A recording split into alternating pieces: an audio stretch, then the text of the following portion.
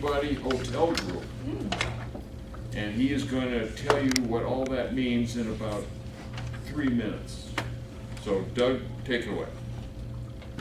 So I gotta do this in 3 minutes? No, in 3 I minutes. can make it happen in 3 minutes. 3 minutes from now, Okay. you'll get into that. Get into it, okay. So you want to take it away? What's your name? Serena, Laurel. Come up front. Come on up here. Where's that envelope? We're on the front table. You got paper and a pen? I have If you need either one of the above, we got it. How are you, sir?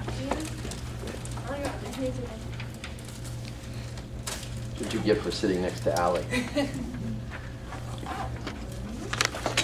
So you're gonna be my assistant today, okay? Yes, sir. So I always give away things, okay, when I talk because I'm boring. So I figure I'll get them excited if I give away stuff. So if you do a good job, you get this envelope, Yes, sir. okay? You wonder what's in there? I do. You do? Should I tell her now or later? No, later. Later. Later? Yeah. So make her sweat? Wait. Okay. It's really good though. Yes, sir. Okay, so what you're gonna do is I'm gonna talk for 3 minutes. No, until you get, see, you're taking 3 minutes to get to tell them who you are. Okay. That's what I meant. Okay, so And over the time's next perfect. period, whatever, I'm gonna talk and you're gonna be creating questions, okay? And then we're gonna ask them your questions, okay? And if I like your questions, then you get this envelope, Questions about you or the Peabody? about whatever I talk about. Is that fair? Yes, sir. We're good? Now, where are you from? I'm from Memphis. From Memphis, born and raised? Yes, but originally from Uzbekistan / the Soviet Union. Ah. So I'm going near you in about 3 weeks, 2 weeks. Kind of near you. I'm going to Where? Czechoslovakia. I'm going to Prague Okay. for 10 My days. sister-in-law is from there. Is she? She used to work at the Peabody. Naira. Yeah, I know Nair. Mhm. Yeah. She, her husband owns the Exchange Gulab, Building. My brother. Your brother? Mhm. Yes. See, it's a small world. Okay. So, you ready? Yes, sir. Okay. So I thought we would break this up because there's already a couple people in here who've heard from me before, so I don't want to bore them. So I thought that we would share. I'll tell you all I know about him, and you tell me all you know about him. And I'm talking only dirt. So whatever dirt you can give me on him, and then I'll give you whatever dirt I have, and then we've got a whole lot of dirt. Does that sound more fun than hearing some boring story? Well, it's gonna be a short story, Doug. Oh, are you saying there's no dirt? I've traveled with you, I know. No. So first of all, does everybody know Allie in the back? Is she in your class? Where's your brother? Which one's your brother? She's told me some stuff about you. So Allie's one of our superstars. Did we meet you through Kristen or did I meet you through one of the classes? I met you in class and I got a free dinner one time, but then I met you in Kristen for Good. nice, yeah. She's doing a great job. She's got the best job in the hotel. Has she told you about it? She hasn't told you her job? She told you. So her job is, she is the VIP specialist. So her job is to handle all VIPs coming into the hotel. So any celebrities, high profile people, that's what she has to deal with every day. Is it a fun job? It's the best job. For the most part. Yeah. I love it. He wants it, but he can't have it. He wants it? Yes. Yeah. It's a good job. Yeah, I like that. So I'm going to tell you a little bit about me, really short, and then I thought maybe I'd spend more time on how I got to where I am today, rather than a whole lot of time on about me, but more on how I got there, which I thought might be more useful to you. A little bit about me. I was born in California, but raised in the Caribbean islands. My father's a retired colonel in the Air Force. My mother's a retired major in the Air Force. So I had a really tough childhood. So my bedroom of my house, I had a porch from about here to where the elevator is, was from my porch to the ocean. It was very tough waking up every morning looking out at the ocean. Why are you smiling? It doesn't seem tough? Huh? I would like to see the ocean every day. Yeah, well, it was kind of nice. The only problem was my sister and I would sneak out at night and we'd get in trouble because it was so close and it was great to go swimming, parties on the beach and stuff like that. Not that I ever participated in any parties, but. So anyway, I grew up in the Caribbean. My parents went into the hotel business when I was young, and so I kind of grew up in the business. And they started with a gentleman by the name of Lawrence Rockefeller, a company called Rock Resorts, which today is Rosewood Hotels, or most of their hotels are Rosewood Hotels. It's a 5-star, 5-diamond hotel company. Hotels like Little Dick's Bay on the island of Virgin Gorda, and Pineal Bay on the island of St. John, and Dorado Beach in Puerto Rico. And some of those hotels have been sold and moved on to other things, but that's where I grew up as a kid, growing up in hotels. When I was a senior in high school, I wanted to be a veterinarian, a large animal veterinarian, but decided I wasn't smart enough, so I thought I'd go into the hotel business. I went to school on an athletic scholarship. I played basketball and football in college. Loved the Tigers. In the Calipari days, I sat on the bench, and then when Josh took over, I sat on the bench, and when Tubby took over, I sat on the bench, and then the NCAA changed rules, and unless you're a paid staff member, you can't sit on the bench or a player. So now I sit right behind Tubby, not quite on the bench for every basketball game, and I'm on the field for every football game. Mike Norvell and I are really good friends. So I love the Tigers, love football and basketball. I graduated from FIU in Miami. While I was going to school, I worked at the Four Ambassadors, which eventually became an Intercontinental Hotel. I worked my way up through that company and through that hotel. Eventually got transferred to Valencia, Venezuela. And then from Valencia, Venezuela, I went to Caracas, Venezuela. I worked in Colombia, Brazil, I worked in Europe, back to the US, opened the Fort Lauderdale Intercontinental Hotel, and went to San Antonio, opened the San Antonio Intercontinental Hotel. And then I joined Hyatt Hotels, and my first Hyatt was in Austin, Texas, and then from there I went to Richmond, Virginia, the Hyatt there, and then I helped open the Park Hyatt in Washington, D.C. And then from there I went to the Cayman Islands, and I opened the Hyatt Regency Grand Cayman in the Cayman Islands. And then from there I went to Baltimore and joined Stouffer Hotels. None of you have heard of Stouffer Hotels.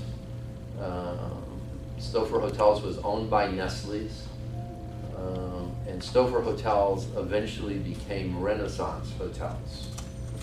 So what you know today as Renaissance by Marriott was, Renaissance actually was the upper end of Ramada. Ramada was the brand, and then Renaissance was their high-end brand. But the problem was they had this really negative connotation because everybody just thought Ramada Renaissance is just a cheap, nice hotel.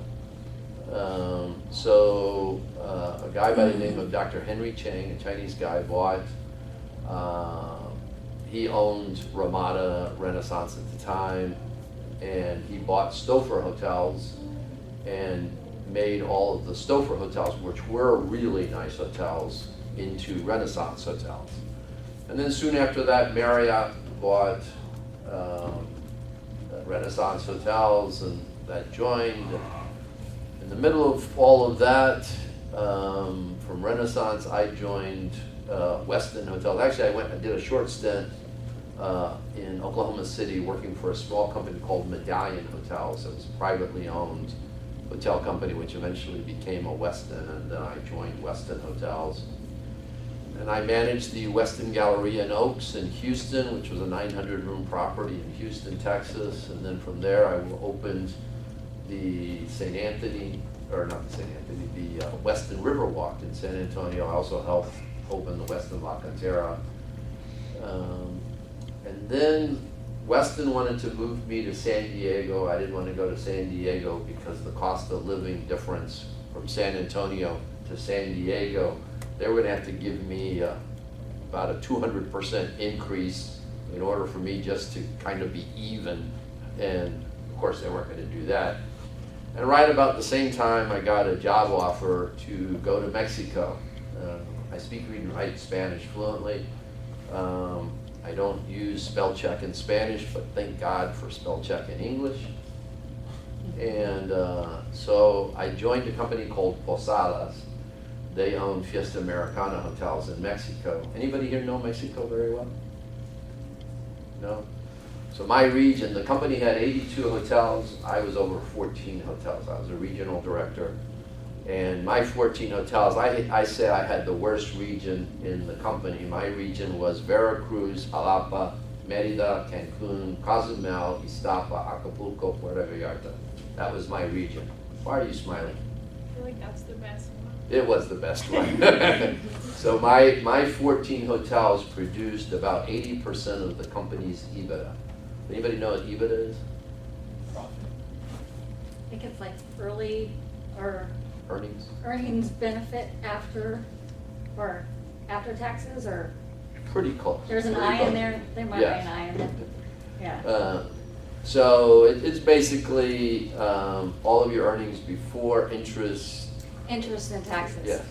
And so that meant my 14 hotels was what kept the company going, because I had all of the big resort destinations. The truth is, while it was pretty glamorous and great, there were many times that I would fly in from Mexico City, fly into Cancun, arrive there at 5 o'clock in the evening. The hotel car would pick me up. I'd go to the hotel, have dinner with the general manager, meet with salespeople early in the morning, maybe meet with other managers or associates during that morning. They'd take me back to the airport. I'd get on a plane, and the only time I saw the ocean was from the plane taking off and landing. So sometimes it wasn't all that fun. So from Mexico, after September 11th happened, being an American and living abroad, there's just this feeling that I wanted to come back to the US. And I had several job offers, one of them which would have taken me completely out of the hotel business in a way. I would have been the Kevin Kane. Does everybody know who Kevin Kane is? He is the CEO of the Convention and Visitors Bureau. Our fearless leader here worked with him years ago. You make it sound so long ago. Yeah, it was. It seems like it was a long time ago. How many, like 4 years, 5 years ago? I've been gone 5 years. 5 years. Oh, it was close. Yeah. Anyway, I was offered that same position, but in San Antonio. I knew the mayor and the city manager, and they really wanted me to go there. I always kind of didn't think it would work because I'm too outspoken, and that's a real political job, and you gotta watch what you say, and I always say kind of what's on my mind, and figured I'd end up getting in trouble. Anyway, at that same time, the Bells family made me an offer I couldn't refuse. I came to Memphis thinking I'd only be here for about 2 or 3 years and then would move on from there. I ended up about 5 years into it getting promoted to vice president of the company, and I was over all of our franchise properties. We owned Hilton's, Holiday Inns, Hamptons, and so I was over all of those properties. I wasn't over the other Peabodys except for the one that I was in, which was in Memphis. And then about 3 years ago, and I'll get into it later, I got promoted to president. And my mentor of 30 years retired. And I basically took over his position, and we went down to one hotel.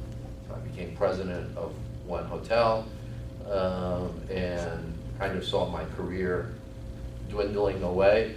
And I'll get into what I did later.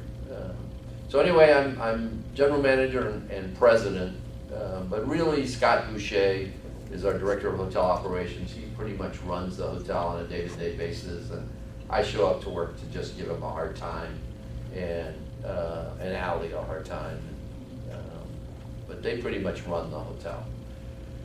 I'm on a few boards in town. I'm on the Convention and Visitors Bureau board, and they're past chairman, and I'm slated, I think, to be chairman again in 2 years, and I think I'm the first to ever do it twice, I think. I'm on the Convention Center board. I'm on the Hotel Association board here in Memphis. I'm on the State Hotel Association board. I'm on the National Hotel Association board. I'm also the past president of the State Association board. I'm on Historic Hotels of the World's board and their past chairman, and on their executive committee. I'm on the Memphis in May board and their past chairman. I'm on the Liberty Bowl board and their past chairman. I'm on the Orpheum board. I'm on the University of Memphis Fogelman Business School board, and I'm on the Kemmons-Wilson's board as well. University of Memphis Kemmons-Wilson board. Ally, have I missed any boards? I can't remember. I think that's all of them. Were you on the parole board, or were you a subject of the parole? I was a subject of the parole board. What else? Single, divorced, have a dog. I have my private pilot's license, love to fly. Fly all the time. Both my parents were pilots. They were both fighter pilots early in their career in the Air Force. And so I grew up around planes. About 15 years ago, I got my pilot's license. And so I have my twin engine rating, my single engine rating, high performance rating, my instrument rating. Love to fly. Gives you an incredible amount of freedom. I love boats. I bought a boat last year, and I named the boat Let's Tango. My dog's name is Tango, and I bring my dog to work with me every day. And we have 550 associates, and since Tango started coming to work more and more, they come by my office. Unfortunately, they don't come by to see me. And Ally, why are you smiling? Because I come every day. They don't come by to see me, they come by to see Tango. As a matter of fact, some of them fight over who's going to walk Tango every day. The mailman even stops by to see Tango. We have vendors who drop off stuff at the hotel and come by and see Tango. So Tango loves everybody. Tango's lucky. So that's, huh? He's lucky, Tango, yeah? Yeah, she's lucky. And spoiled. She's spoiled, yeah. So that's about me. Well, you left one thing out. I did, what's that? You have a son who's a graduate of this program. I do have a son who's a graduate of this program, and he would tell, his teachers would say, Chris Browne, are you related to Doug Browne? And he would tell his teachers no. He told his teachers we were not related, he didn't know who I was. And then, of course, inevitably, the teacher would invite me to come speak. And of course, I'd walk in, and the first thing I'd say, does everybody know my son? You know, he's in the back. And of course, the teacher then would look at him, and he'd be, you know. So I don't know if he was just embarrassed of me or what, but he loved the program. He graduated a year ago, about a year and a half ago. I think he was on the 5-year plan. His first year, he had too much fun. What is he doing now? He wants to get his law degree. He's in Colorado. He's working as a waiter at a restaurant there. He's taken the LSAC, I think, twice now. But he's passed the LSAC and did well, but he wants to get a full scholarship, so he's trying to push his grade on the LSAC in order to get to a level where he thinks that he's going to get a scholarship. So, because his dad said he's not paying for it, so I'm busy spending his inheritance. So My mom did that too, so. yeah. So. Yeah. So a little bit about how I got where I am. So my very first job was I was a dishwasher. That was my very first job in my career. And I went into every job that I did throughout my career with the mindset of, I'm not gonna be here long. You know, I'm gonna come in and be the best at this that anybody can be. And I'm gonna show them why I should move up. And so that whole theory helped me throughout my entire career, because a lot of people go in to apply for a job with, well, you know, it's beneath me to do that, or, you know, I'm better than that, I should have this job or that job, and I only want to work in this part of the country, and I only want to work in resorts. And I was completely opposite. I'd walk in the office and say, I'll go anywhere, anytime, any place, any job. Doesn't matter. Send me. And that really helped me in my career, because I got sent to places like Valencia, Venezuela. Who's heard of Valencia, Venezuela? None of you. I went. I actually ended up falling in love with Valencia. And I actually have loved every place I've lived, because you find the best in every place that you go. If you look for the worst, you'll find it anywhere. But I look for the best. But throughout my career, I constantly was willing to go anywhere, but I also always put myself in a position to be ready for the next. And I'll give you an example. In Miami at the Four Ambassadors, while I was going to school, I was working on the front desk. I was a front desk clerk, and I knew that the reservations manager, he was about his age, and so I knew he was at that retirement age. He was pretty old, you know, gray-haired. I'm taking an extra cookie. I'm just kidding. I'm just kidding. I knew that he would be retiring at some point, and I thought, okay, I'm going to learn his job. So I got to know him really well. He taught me his job, and sure enough, he did retire. And who do you think he recommended for the job? Me. But there were 6 other people in his office. I didn't even work in his office, and he recommended me, because I would come into work every day a little early, and I'd go in and I'd say, what can I help with? What do you need done? I'll do it. It didn't matter. And he, in the beginning, would give me all of the crummy jobs, the filing jobs.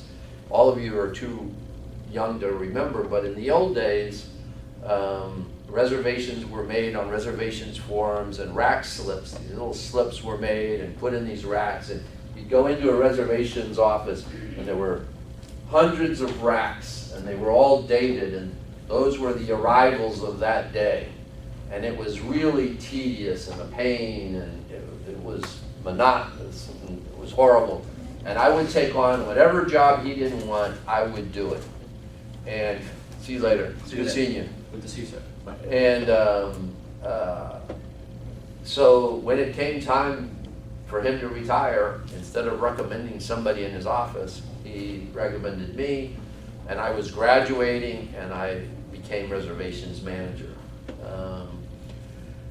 Then when the front office manager's position came about, you know, I had worked for a long time getting to know the director of rooms and always volunteering for stuff, and eventually became front office manager. Then one day, out of the blue, the general manager calls me to his office, and the food and beverage director was there, and he had a big pile of keys. And it's really funny, because today a master key for a hotel looks like this. That's the master key to the Peabody, right? But back in those days, you'd have a key ring that looked like this. And that was probably only for one division, you know, it was horrible. But I walked into his office and he said, Doug, he said, we're gonna make you beverage manager. And the reality was that because I was on an athletic scholarship and I was also a martial artist, I now have 3 black belts in 3 different martial arts, but back then I had 2 and was competing almost every weekend. I didn't drink. I didn't drink in college at all. I know you're all saying, God, these guys.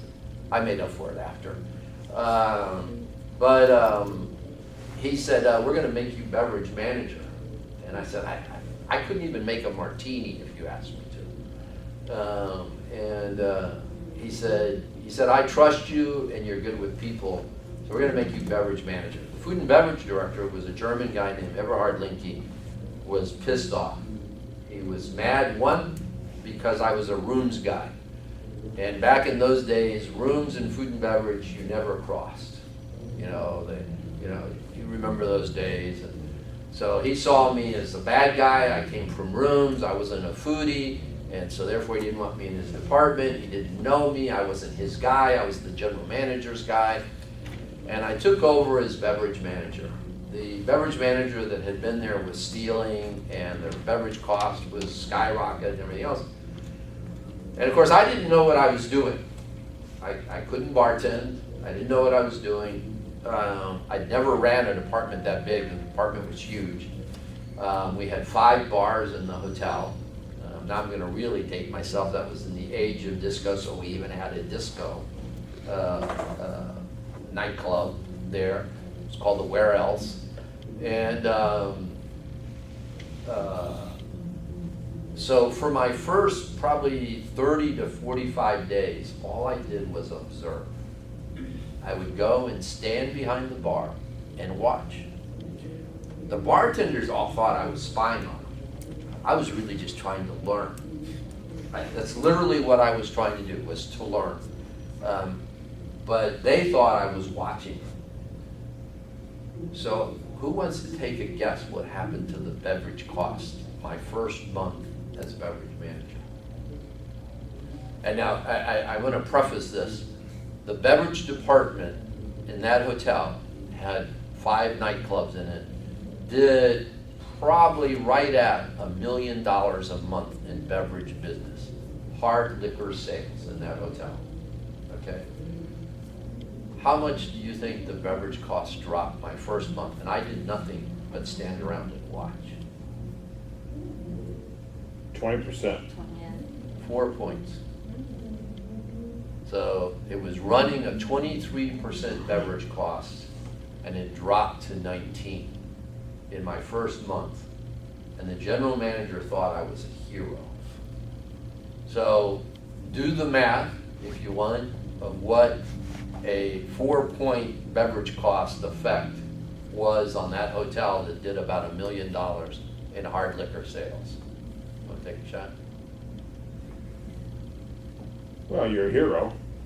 So it was probably around $50,000, right? That's the Probably about attitude $50,000, about $60,000 in hard cost to the hotel savings. And I didn't do a thing. So to the general manager, it was his way of going to the food and beverage director and saying, see, I knew he was our guy. And of course, then they wanted to know what I did to make it drop. And I said, well, I did nothing. But over the months, I learned and really learned a lot about the beverage business and how easy it is to steal in that business, and the best way to create controls. And throughout my career, I really learned better things from people who were horrible than I did from the people who were great, because I learned a lot of what not to do from the people who were horrible. And what I'm trying to tell you there is you can learn from anybody.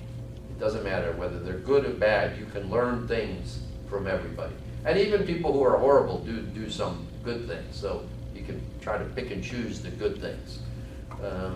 Just don't do what my son, did in his early years. He would pick the boss that was the really nice guy that kind of let him take long breaks or forgave him for coming in late or whatever, that's not a good leader. It's not a good boss. That doesn't make for a good leader.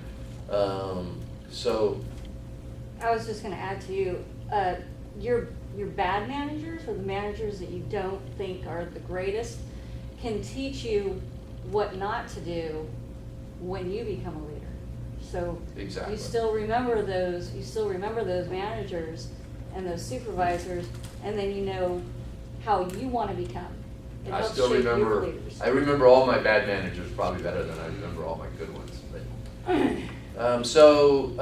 throughout my career, I moved up, and a lot of that was placing myself at the right place, at the right time. Another thing I used to do was that, for example, Allie gets to meet a lot of prominent people and high-profile people, but her job is to be there when they arrive. It wasn't my job, but I would put myself there so that I met high-profile people, especially people with the company, so that I knew, and they met me, and they knew who I was, and they knew who Doug Browne was. And even in class, I was never a great student, but I always made sure the teacher knew who I was, and so that, when I was having a hard time on something, the teacher, would help me and get me through it. By the way, I don't know if I mentioned, I got my master's degree here at University of Memphis about, how long ago? About 2 years ago, 3 or 4 years ago. I was one of the longest standing master's students. As a matter of fact, at the end of 6 years, the dean asked to have lunch with me with the associate dean and said, Doug, we need you to graduate. You've been doing this. Your classes are going to start dropping off. So they forced me to graduate. I was having too much fun. I will tell you, I hired someone from every class that I was in. Every class that I attended, I hired somebody from that class to work. Somehow, eventually, the word got on, and when you get your master's, you'll find that every class, they put you in groups. So everybody fought to be in my group. Now, I'm not sure if it's because they wanted to get hired or that I gave everybody a night stay and dinner for two at Shea that was in my team. It was one of the two things. Hey, you know what? Bribe them. I'm sure it was your massive intellect that, Oh, it wasn't that. We all know it wasn't that. So let's go to where we are today. About 4 years ago, we sold Orlando, Peabody Orlando, for $720 million. And that was the last Peabody, and it was the last of our hotels except for Memphis. And so now all of a sudden, I'm president of one hotel, and the Bells family's getting old, they all want to retire, and I'm thinking, what's going to happen to me? And so I got this bright idea about 3 years ago to go to the Bells family. And I got Craig Smith, who's our director of sales and marketing at the time. He's now the vice president of brand development. And the two of us put together a presentation for the family. We got the whole family together, and we presented to them the idea of them allowing me to use the Peabody name and create a brand management company, which meant the Bells didn't have to invest anything. They just needed to let me use the name so that I could go out and get other owners to brand their hotels a Peabody and let us manage it. What was that for the Bells? The Bells would get brand fees and they would get management fees. On a typical, let's say 400 room hotel, that could be $6-7 million that they could make. So they thought it was a pretty good idea. So much so, they gave me $600,000 to create the infrastructure of this new company. And we now have about 11 projects, hotel projects out there in the works. Hopefully 4 or 5 of them will actually happen. I've had fun learning a side of the business I never knew. Because my whole life had been in operations. My whole life had been opening hotels. But I never knew what happened prior to that shovel in the ground and when construction started. I never knew what happened before that. And so now, for the last 2 years, I've been involved in what happens before that. And while it's not an area that I love, I've learned a lot. Having to deal with finance people and putting together financing stacks for a hotel. We have a hotel that we've announced, but we're still finalizing the financial stack on it. It's a $140 million Peabody Hotel. It's the cheapest of the 11 projects. It's in North Dallas. But you think that putting together $140 million would be an easy thing. It's not an easy thing, especially when you don't have any money. So you got to go beg, steal, and borrow to kind of put together that financing stack. And so the first part is finding, the $8, $10, $12 million that they call at-risk money. It's the person who's going to invest first in the project. But there's no building, there's no equity, there's nothing there. They're just risking their money that they think you're going to get it done. And then, you need a bank that's going to lend you, 60% of the loan. And so that might be $70 or $80 million. And then there might be a mezzanine loan in there somewhere, and that might be EB5 money from China or somewhere else, Israel or wherever. And so there's different levels of financing and all different types, and then there could be city bonds, and there's all kinds of stuff that I'd never even heard of. And so I've been learning a lot about that over the last 2 years. The other thing that's been a lot of fun is that when we went out to market and we started selling the Peabody brand, we realized that all the other brands had an advantage over us. Because when Marriott walks into the door of some developer or owner, they've got all kinds of different brands to sell that owner. They can sell them a Courtyard Marriott, they can sell them a Marriott, they can sell them a Renaissance, they can sell them a Ritz-Carlton. I mean, they've got all kinds from every different level. Well, I just had Peabody's, and Peabody's are luxury hotels, so that owner that couldn't afford a $140 million hotel, but can afford a $50 or $60 million hotel, what do I sell them? I'm not going to downgrade our standards, so what do I sell them? So with that, we created several other brands. So if a hotel is the Peabody Dallas, then it has the Duck March and the Ducks, and it's a Peabody, it's a full-fledged Peabody. But if it says it's Outpost by Peabody or Lake House by Peabody, it's a brand that we've created that will have a lot of our standards, but it may not have the Duck March, or and it may be a little bit lesser quality, and therefore not as expensive to build. Does that make sense? So that was kind of fun, developing standards for those companies and everything else. So that's a little bit about me and what's been going on. Did you come up with some good questions? Oh my God. So why don't we, by a show of hands, and Allie, you're going to decide who picked up their hand first. Okay? So why don't you ask the first question? What constitutes a superstar in the workplace? What constitutes a superstar in the workplace? Was she first? Yeah, sorry. She has the red button. The willingness to work? Did I say? What constitutes a superstar in the workplace? So what did I say? Well, I would say just always being ready and prepared and doing the best. So you like her accent? Yeah? You like going out to eat? Yeah. How about Sunday brunch for two at the Peabody? Yeah?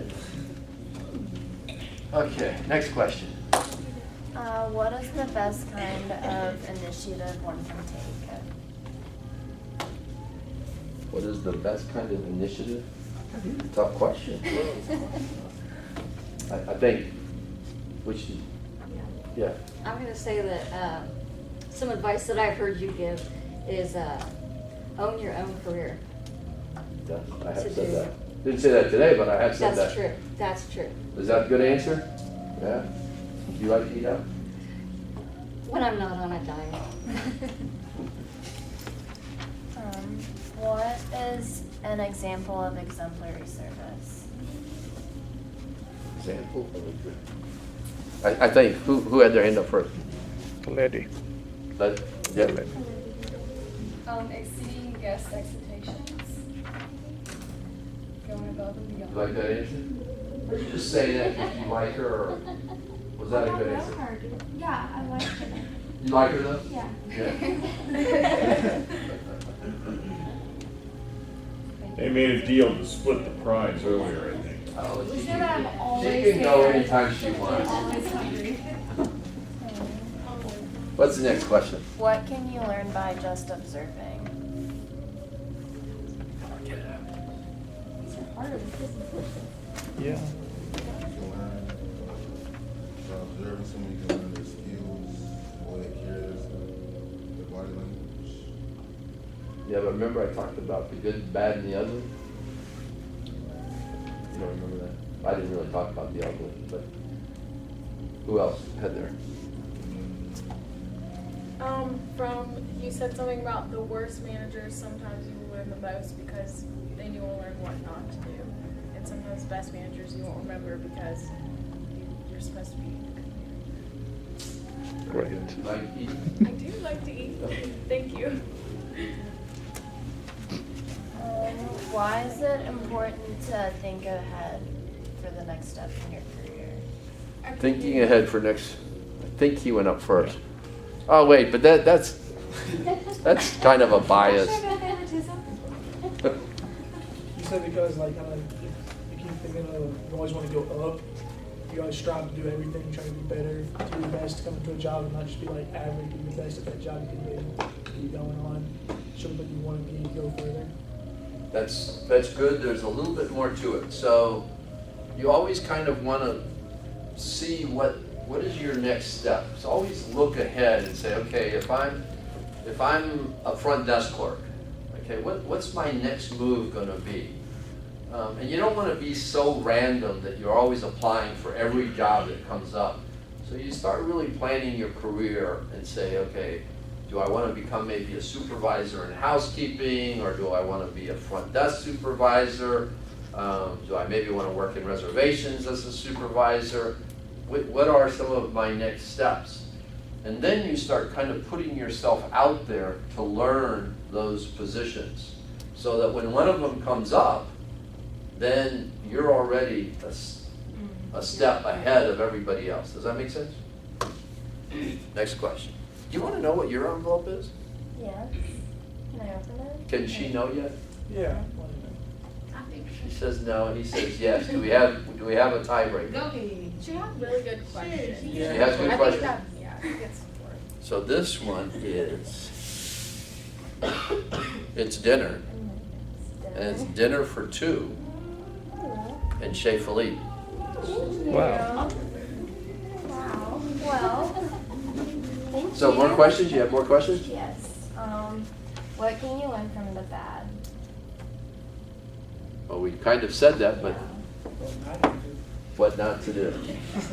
You can actually also learn good things from, because, you know, not all bad managers are bad completely. They do have usually some good qualities. That's what got them the managers anyway.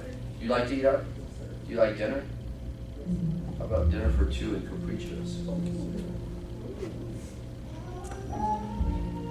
What are some good time management skills? Because you said you were part of all of these different boards. Did I say? That's a good question, but did I say that? I didn't. You're just asking that question. But you already got something. Do you want me to keep asking questions? No, I'm just kidding. Okay. I'm just kidding. That's a good question. That was for you. Thanks, bud. Time management skills would be to make sure that you're always there on time and ready to do the best you can do, and like stay extra and work hard. Yes and no, but I'll give it to you, because I don't have to carry it around. I think, so in my case, I think you hire great people. I don't have time to do Allie's job. So I have to find somebody that I know is going to be really good, that I'm going to give them the skills and the training to do the job. And then I've got to walk away. I've got to let them rise to the top and do a great job. That doesn't mean that they won't make mistakes. They'll make mistakes along the way. We all do. I make them every day. But you surround yourself with great people. And so that's been my motto, is to surround myself. So the reality is the hotel runs itself. You know, I'm gone half the time. I mean, I travel every week. I'm on the road somewhere. And when I come back to the hotel, I kind of go through the hotel fast. They hate me because I'm always taking pictures. So if I see something wrong in the hotel, I'll take a picture of it and I'll send it to the manager. And the managers all hate receiving pictures from me because they know it's never a good thing. But you surround yourself with great people, and yes, I'm on a lot of boards, but there's an outside reason of why I'm on all of those boards. It's not because I'm a good guy, and it's not because I'm a great community service guy, although there's a lot of benefits in that from the things that I do. The reality is every one of those boards gives me an opportunity to help the hotel by being on those boards. Now, who wonders why? So let's take the chamber board. So I'm on the chamber's board, okay? And I'm actually the vice chairman of the board of the chamber. And I've been on their board for 14 years now. Does anybody here know who the chairman is of the board for the chamber? You? No, is it? I thought you were raising your hand. Well, I scratched my head first, but isn't it Hardy? Or she's the one? No, she's passed. So the new one is Richard Smith. Anybody know who Richard Smith is? Fred Smith's son. And Richard Smith is the president within FedEx. So when am I ever going to have the chance to rub elbows with Richard Smith or Fred Smith or Pitt Hyde with AutoZone? Because they sure don't like going drinking with me or having dinner with me. So every one of these boards, I get to sit for an hour or 2 hours around the table and get to know people and interact with people that I would never, ever have a chance to do it. So early in my career, whenever I could get on a board, I would get on a board. And you say to yourself, well, how do you get on a board? You go and talk to whoever's board it is, and you say, hey, if there's ever an opening, I'm available. And you'd be surprised. Next thing you know, they're calling you. And you have to kind of start small, you know. It might be the Girls and Boys Club board. It might be the Arthritis Foundation board or the Heart Association board. But after you've been on a few, all of a sudden you start knowing, because a lot of the same people are on the same boards. And you get to know them. And then all of a sudden, you know, Memphis in May wants you to be on their board. I only wanted to be on their board because I thought I could get free tickets to go to Music Fest, the barbecue, which I do get. But that's the main reason why I joined it. It ended up being one of the best boards because there's a tremendous amount of influential people on that board. Do you guys get to dance in this class? Pretty good. Wouldn't you know it, that'll be the one time this semester is when you're here. I like it. I thought it was pretty cool. Someone's practicing. They must have a gig tonight downstairs. Okay. Ballroom's right down one floor below us. Oh, so that's coming up. Gotcha. So questions? You guys have any questions? Let me just piggyback on one thing before you take questions. Doug mentioned boards. There are a whole bunch of hospitality and tourism boards. And this town, again, is a great example of that. And if you're interested in this industry and you're interested in serving on a board, there are lots of opportunities. Unpaid, volunteer, and they really like worker bees. So if you're interested in Memphis in May at some point, or the chamber, or something that's a little bigger and more prestigious, and you want to work your way up in the board business, some of these hospitality boards, Hospitality Sales and Marketing Association, for example, MPI, Meeting Professional International, those types of things are available to you. Anyway. And you know that, you mentioned there are paid boards and then there are volunteer boards. All of the boards that I'm on are volunteer boards, so I'm not on any paid boards. A paid board might be, First Tennessee has a board of directors. Most public companies have boards. And those positions, those board members are paid. I'm not in any of those paid boards for several reasons. One, conflict of interest. I don't want there to ever be a conflict of interest. So that's probably the primary reason why I do it, because I'm on certain boards that if I was on a paid board, that might create a conflict of interest.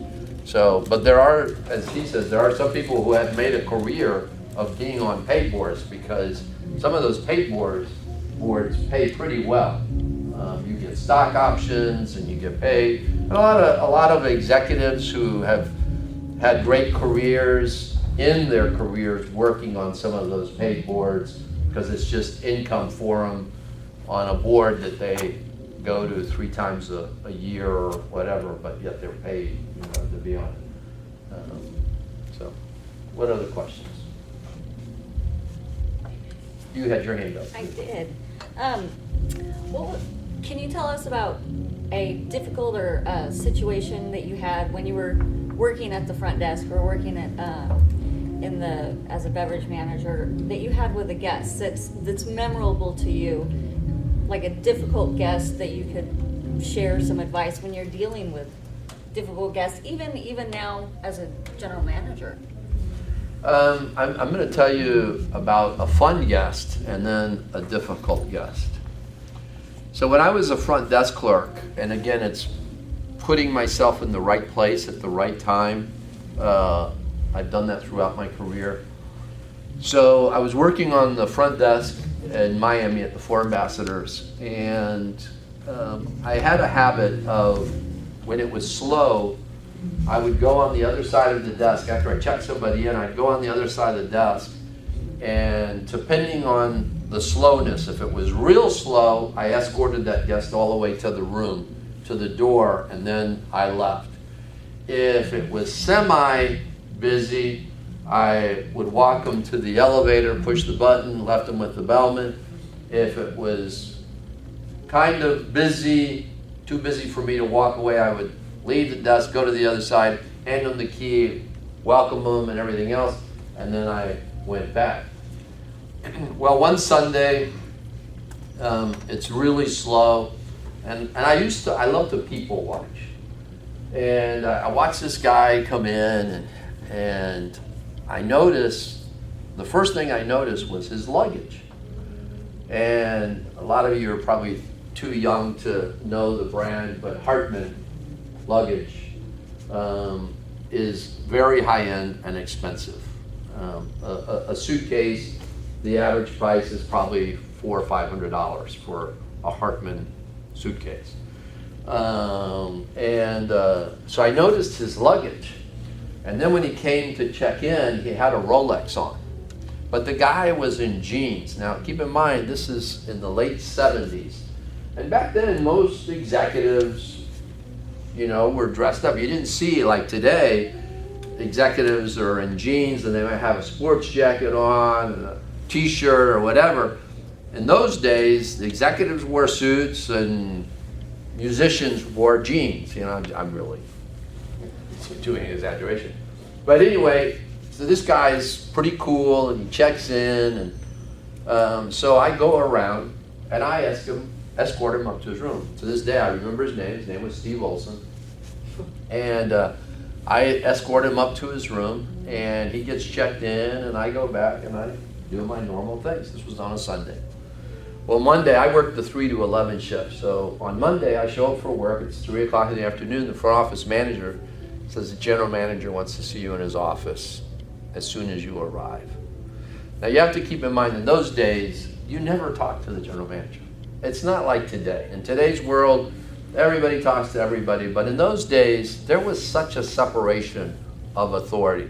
I mean, if you were a front desk clerk, you were lucky if you talked to the room supervisor manager or the executive assistant, but you never talked to the general manager.